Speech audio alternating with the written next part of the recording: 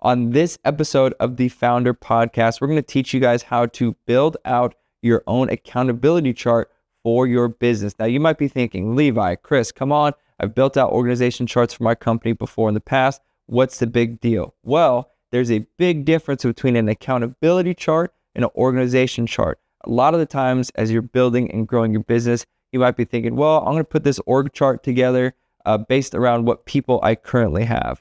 The fault of that is you're relying on people and not processes and roles. An accountability chart is you designing out your company based off of roles, and you can plug different people into those roles. And sometimes some of your employees or team members might have to do and perform multiple roles at the same time.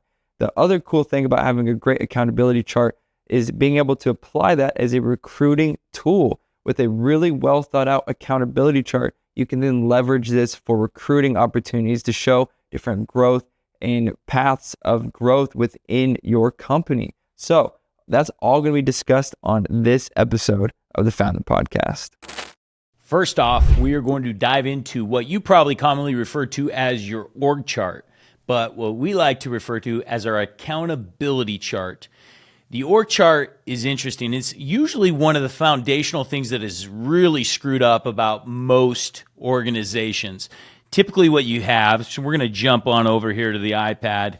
In a typical org chart of a small business, you got you as the business owner, you right here at the top. And then below you, you have every single department. You got 30 different people that are reporting to you. You have some crews that are coming to you. You have your outside bookkeeper. You have all these different things, and it becomes very horizontal. The goal is we want to create good quality accountability across your organization where everybody knows where they fit, who they're accountable to, who they communicate through, who they report through. And so that's where we jump into the accountability chart. And the reason why we don't call it the org chart, a lot of times people in org charts, they silo themselves. And a silo would be, for example, if you had you and you broke it down correctly, say you only had 3 people reporting below you and they had 3 and this person had 3. A lot of times a silo would start to be created here, where this is only place where they communicate, talk, associate, are held accountable, so on and so forth. You want to avoid silos within your organization.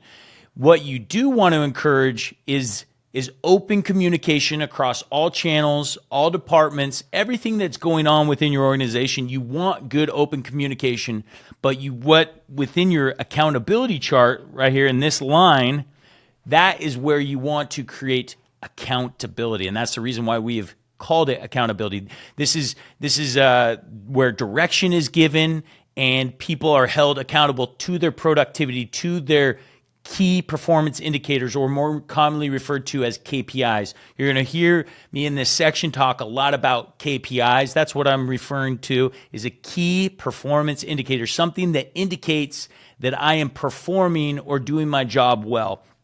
And so backing up, when we talk about creating a great org chart or a great accountability chart, we're talking about creating a roadmap. Earlier in the culture aspect, we talked about why you need to have a good 5-year plan of where, we talked about mission and vision statements, where's this company going, everything.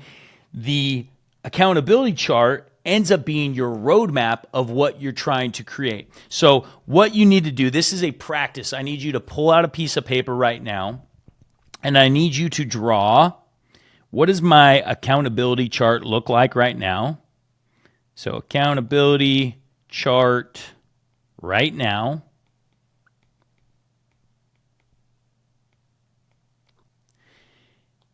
And then what we're going to do is an ideal accountability chart. This would be based off of who I have in place right now, what would be ideal, and then my 5-year accountability chart. And so I want you to just imagine that 5 years, where can your organization grow? What can you go and accomplish in 5 years? It's been said that we overestimate what we can do in 1 year and vastly underestimate what we can do in 5 to 10 years. And so I want you to really think big. Now, I'm going to give you an example. When I started my solar business out of my garage in 2017, I was thinking 5 years in advance, and I thought, man, if I could just have a 500-person organization doing $100 million a year, that would be it for me. That would be awesome. And so that's as big as my mind could think. To give you an idea, 5 years later, we were doing 223 million with 1,000-person organization. So like that's how vastly, and I'm a big dreamer. I'm a big thinker. I'm somebody that thinks like, man, I can go and like literally take over the world. And I was only half the size of what we ended up going and being able to create. So I want you to think about that right now. Okay. What does my 5-year plan look like? And, it doesn't have to be what Chris Lee's 5-year plan. It doesn't need to be 500 employees. It doesn't need to be 1,000 employees. It doesn't need to be $100 million a year. Look at where you're at right now.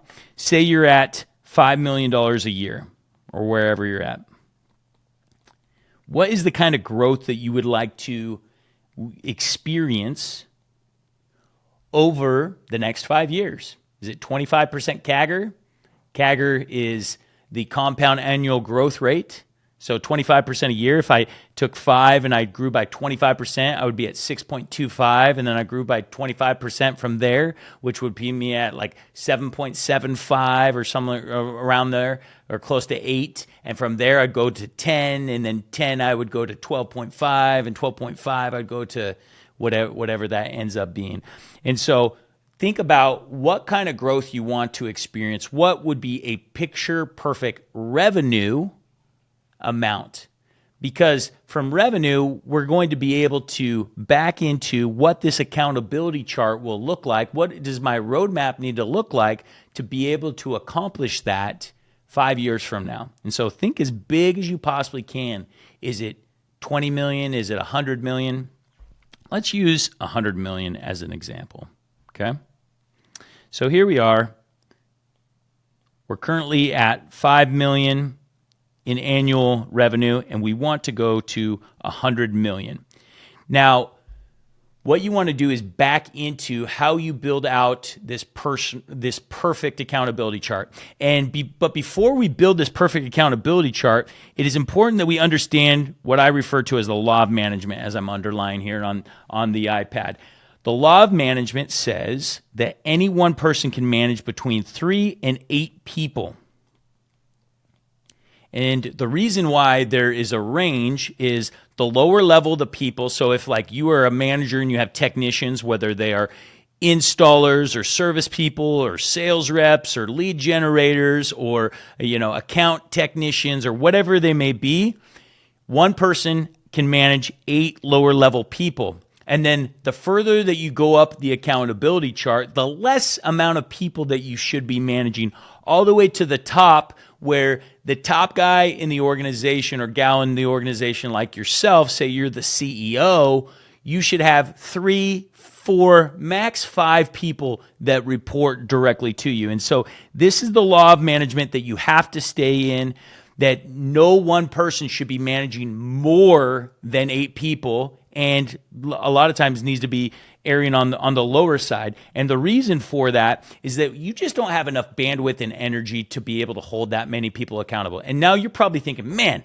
Chris, I manage way more than that. I am talking to people that left and right. They think they're accountable to me, or maybe you're not even accountable, but you're actively like involved in what they're doing. What I mean by management is, 1, you hold them accountable to their key performance indicators. And 2, you give them direction on what they should be doing. And now you're probably thinking, well, Chris, I give direction to everybody in my organization. And that's where we got to stop you and say, stop it. You are cutting out the legs of your management team. If you have management in place and you're going to their subordinates, those that they are managing, right? So say this is you, and you have your manager, and you have the technician, and you are going and talking with the technician, totally fine, right? We encourage open communication. But not only are you talking, but you're actually giving direction. Hey, I need you to do this. I need you to do X. And you better be doing 3 a week because last week I only saw you do 2 a week. That's you holding them accountable and giving them direction. You've got to stop with holding accountable and giving direction. Once again, totally fine to communicate, hear ideas, see what's working, what's not working, so on and so forth. But the second that they ask for direction or you decide to give direction, you have to involve this person right here, their manager. Quit cutting their legs out from underneath them. They're the person that you have to implement. And so if somebody comes to you and they ask for advice, you got to say, hey, do you want me to tell your manager or do you want you to tell your manager and get them involved into this actual issue that has arrived and that they should be holding that person for accountable? So first and foremost, you need to abide the rule of management. Do not manage more than 8 people. And like I said, you as the CEO and founder, chances are you should only be managing 3 to 5 people.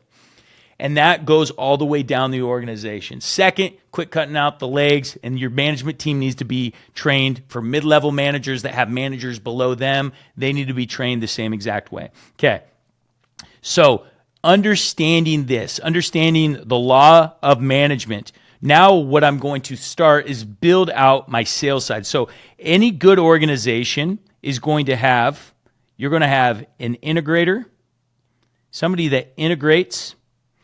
Sometimes this is your president. This is a COO. This can be kind of whatever. Above them, I like to refer to this person as a visionary, somebody that's kind of giving overall direction. The integrator, the COO, the president, whatever you want to call them, they should have 3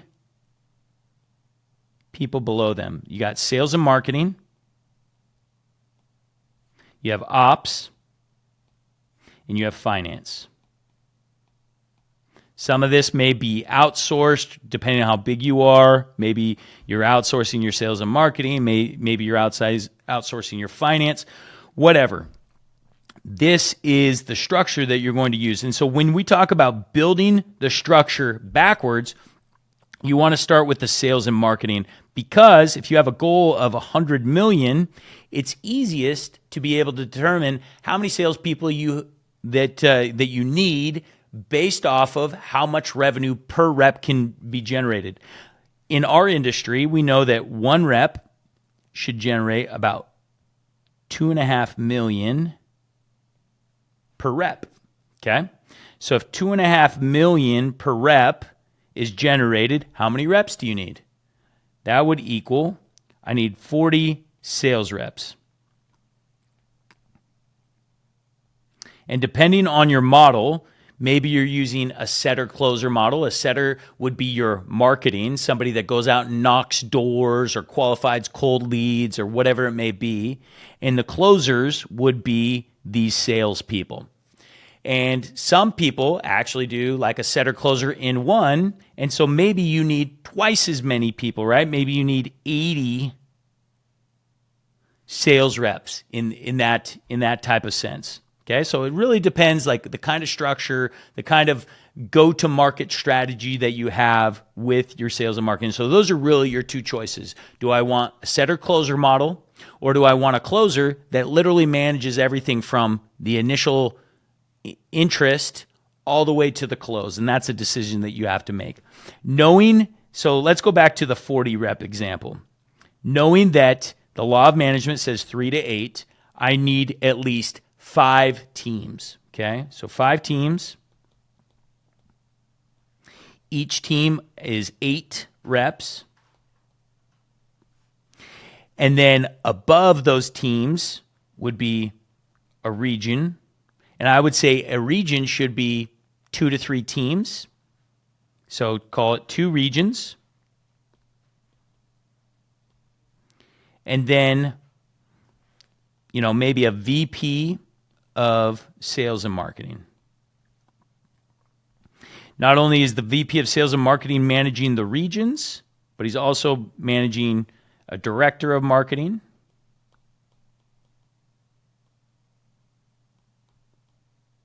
And under that director of marketing, you might have brand. So either a technician or a manager of brand. You have organic. You'd have paid. Oop. There we go. Oop. So you got organic. You got paid. You have internal. Internal marketing is very vital. This is like somebody that is running your competitions for your salespeople, buying the swag, designing the swag, the look, the feel of all your office, those type of stuff. So, and any one of these positions, just kind of depending on what you imagine this being, right? So you would break it. This whole thing, it has to be broken down by revenue. Okay, and so if we know, like for example, $100 million. We're going to divide that by, say, your average ticket. Remember, we've talked about ATV. Say it's $40,000 in this particular example. What does that mean? That means that you're going to be doing 2,500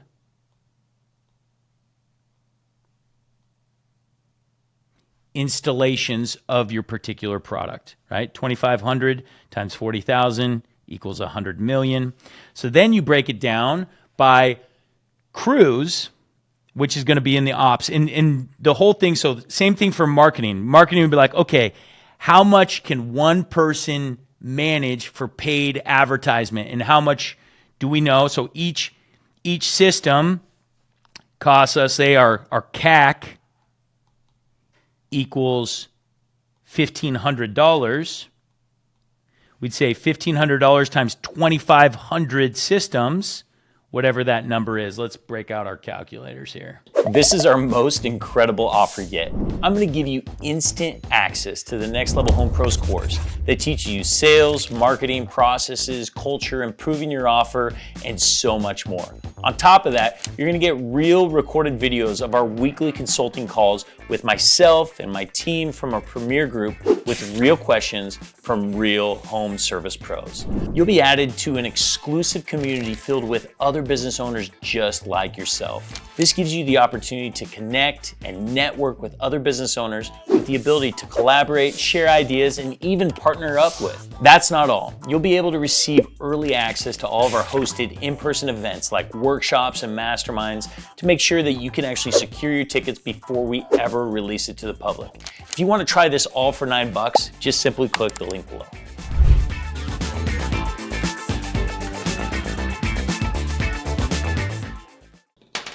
We're going to be walking through this. I want you to be doing the same thing in your with your numbers. You need to understand, okay, what is my CAC? What would actually 100 million look like of my product? What's my average transaction value? You can, from there, so you divide 100 million divided by your average transaction value means how many transactions you have to have. In this case, it's 2,500. And then if my CAC is 1,500 per transaction, I times my CAC times 2,500, and I would know, so 1,500 times 2,500, I know that my marketing spend is going to be $3,750,000, okay? And say one paid ads manager that is managing YouTube and Instagram, and another one's managing this, that, and the other, and they can manage up to $2 million a piece. That would mean, okay, I need 2 guys or gals in my paid advertising. And then organic, maybe I just need 1 person. So I'd have 1 here, 2 in my paid, 1 in my brand, and maybe 1 in my internal. So to go and manage a director of marketing, oh, I almost forgot. And my guy over content is going to kill me. He's actually listening to this right now. Of course, under my director of marketing, I need content. So in my content team, what would content for a $100 million company look like? Would I have a videographer? Would I have a graphic designer? Would I have an editor? Would I have a colorist? Whatever it may be. And the beauty of it is some of these things could be outsourced and managed internally. For example, with my director of marketing, he, for example, didn't want to go and hire somebody that's going to create all the content, but he wanted to go to a third-party company. He could do that, but this would be considered a person that they have to manage and still kind of under that same law of management. So you have your content and say, okay, what does that look like? Is it a videographer? Is it? And as you can see, we are building backwards all the way up. Then you go and you're going to do the same thing. Oops, whew, this is getting ugly. I apologize. So the same thing would be for ops. Okay. And the question would be, okay, how many deliveries can one crew do? So I would say one crew can go and install 4 per week. Like I know what capacity is. And if you don't know what your capacity is or what it should be, go and look at the industry. And a lot of times we are, and this is actually key for growth, like you need to see what's actually possible out there. Too often we hold the bar very low. Like in the solar industry, what I've seen is like crews that take 2.5, 3 days to complete an install. Meanwhile, I have crews that can go and do a 40 or 50 panel install in 5 to 6 hours, right? And so like what is possible? What do you imagine economies of scale when you get to the 100 million? Like what are they going to be capable of? Because this is the roadmap that you're going to be creating. So I'd say, okay, one crew does 4 a week, and you're going to times that by, they're going to work 48 weeks. Okay, so 4 times 48 would be 160, 192. So then I would take 2,500, divide that by 192, and I'm going to say that's roughly 13 crews. We'll call it 14 crews. So now I know that every crew should be managed every 3 to 4 crews. 3 to 4 crews should be managed by one foreman. So in this example, we'd say we'll divide it by 3. We need 5 foremen. And the question would be, okay, is this does a foreman over each location, or can you actually have 6 crews in a location? And this really depends on like population and everything. Like, so all of these things that are what you have to think through. You got to think of geography.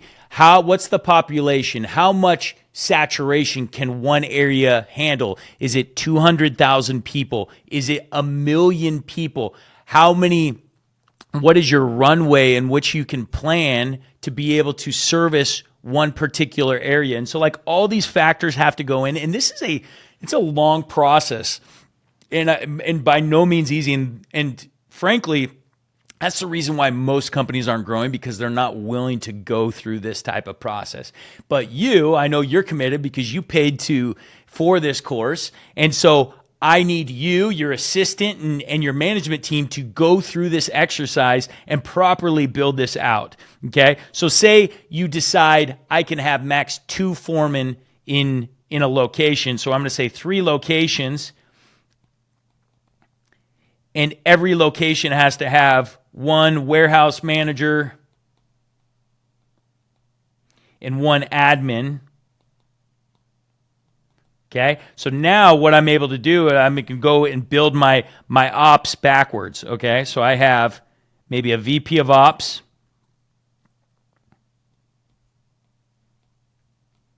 and below my VP of ops is going to be construction manager or director of construction, and then a director internal ops,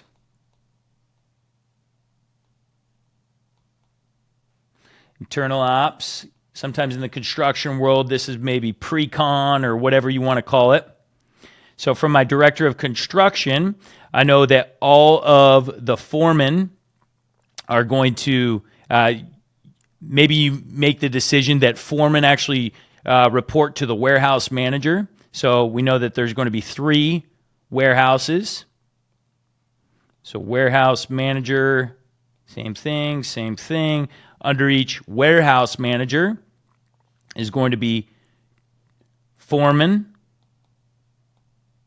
And one of the ways to actually simplify this, you can just put a number by that and then not build this out, right? So you're going to have 2 foremen, and then you're also going to have an admin, okay? So as you know, we're sticking to the law of management. Maybe there's an inventory manager or whatnot that you're going to implement here. So they're going to have 3 to 4 people. Maybe you have capacity to increase this to 3 foremen, and those 3 and a particular warehouse can get up to 9 or 12 crews or whatever it may be. And then below the foreman, we're going to have our crews. And then also our foreman, and then you're going to have maybe a service department, so a service manager or service crews, right? Like this is, depending on your industry, this is how you build it out. And so you build it from the ground up by doing calculations of what they are capable of doing and then utilizing the law of management to build this out. And you go through this, and you're going to do this for each, your sales and marketing, your ops, and your finance. And deciding, is it going to be internal? Is it going to be external? Or are we going to hire it out? But in 5 years, is that going to be all internal? Obviously, the more things that you can have internal, the more value that you're going to create in your business, the more desirable it is going to be for an outside organization to come in and buy you up, because you've created all this complexity. And it's not necessarily about the complexity, but actually the value that is created within your org chart or your accountability chart. And so really just understanding that as you go through this, this is going to be your 5-year. So this is what we're talking about, creating your 5-year accountability chart. So going back, what does your accountability chart look like right now? Is it a disaster? Does it follow by the law of management? Has it just kind of taken place by default as you slowly hired and be like, report to this person, or I don't know who you necessarily report to, or do this, that, or the other. So that's fine. You just need to know where you sit right now. Knowing that this is my 5-year, and I've gone through the exercise and said, this is where I want it to look like. What changes can you make in today's accountability chart that are going to be more aligned? Can you create a good law of management? Now, the beauty of this is there's going to be positions that exist at that 5-year plan that do not exist today. So what you can do is use that 5-year plan and say, okay, this one person actually holds 3 different positions, and they need to be clearly identified that they are separate positions, but you wear all 3 of those hats, which is fine. If you don't have the volume to support it, it's okay for somebody to hold 3 different hats. And what that does is it creates an indication, okay? So like, for example, in sales and marketing, maybe one person does brand, does organic, and does paid. And that's okay, right? Like when you're small, you need to be nimble, you need to be feisty, but they need to build out these positions as a separate role and responsibility. So on the accountability chart, going back over here, like this position, this is what we call a role, okay? A role is essentially a title, what you do, kind of describes it. Like the more descriptive, the better. Get creative. It doesn't need to be like the rest of the world. It doesn't need to be COO or whatever it may be. Get creative with the role. Below it, there needs to be 3 to 7 responsibilities.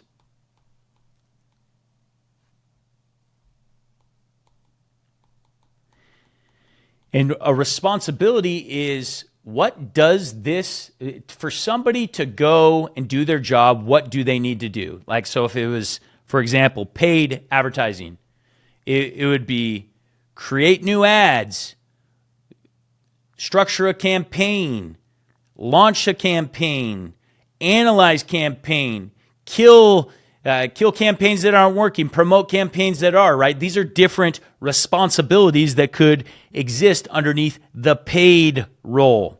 Now, early on, when one person is wearing 3 different hats or 3 different roles, they just need to distinguish what are the different roles and what are the responsibilities that go underneath each role. And as you grow and that person becomes bogged down and they're not able to really fulfill their job at a max, okay, which role am I going to take off and give to this little person over here that we're going to hire and run our paid advertising? And now I'm just going to wear 2 hats, and it's going to be the organic and the brand.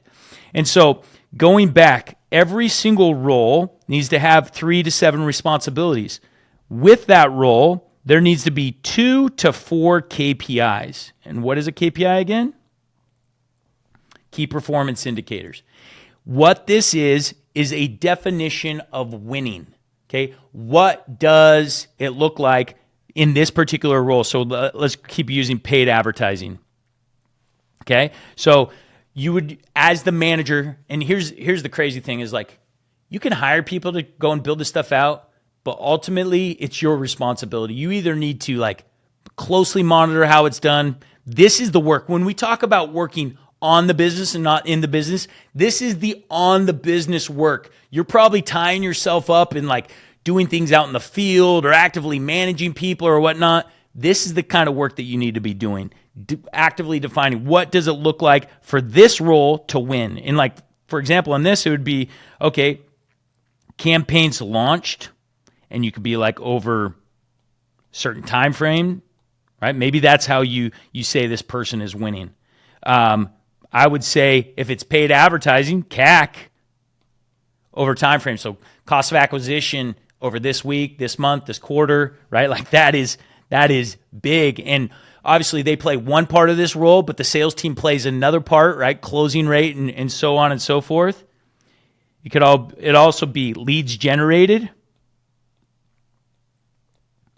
And then there's always subcategories to all of these is like quality of leads generated, cost of leads generated. There's all these different things, but coming up with 2 to 4 KPIs that their manager, the person that is like the director of marketing, right? Say they're reporting to the director, and the director says, all right, let me see your KPIs. Maybe it's on a board, it's in software, it's on a piece of paper, whatever else it is. And they say, okay, show me your KPIs. Boom, I got 1,500 CAC. I've generated this many leads and done this many.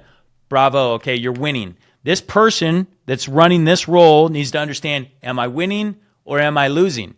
Because a lot of times they don't, like that's the hard thing in business. When we don't adequately define the responsibilities or the KPIs, that's when people are like, what? Like I thought I was doing my job. I thought I was doing my responsibility, yet alone my manager expects something completely different. These are the expectations that you have in every single role. Remember, a role is independent of people. You should be able to plug any different person into a role.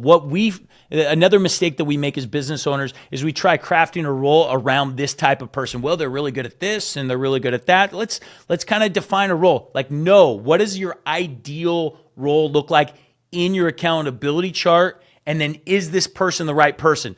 We're going to talk about that in the next video when we talk about right person. And we've actually already spoken on this a little bit, right? Right person and right seat.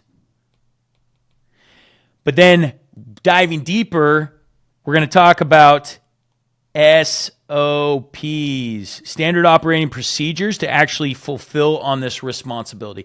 That's going to be coming up in the next video. So what I need you to do, I know this video is a lot. In fact, it's the longest video that we've had in this whole course. I need you to go back. You need to say, all right, what does my current accountability chart look like?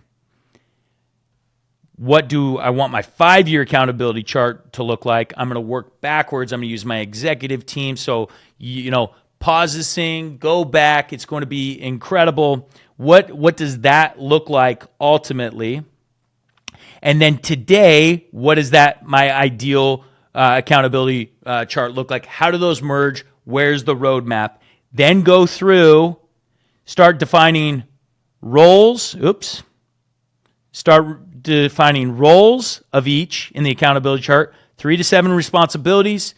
And then in the next video, we're going to talk about creating those SOPs for those responsibilities.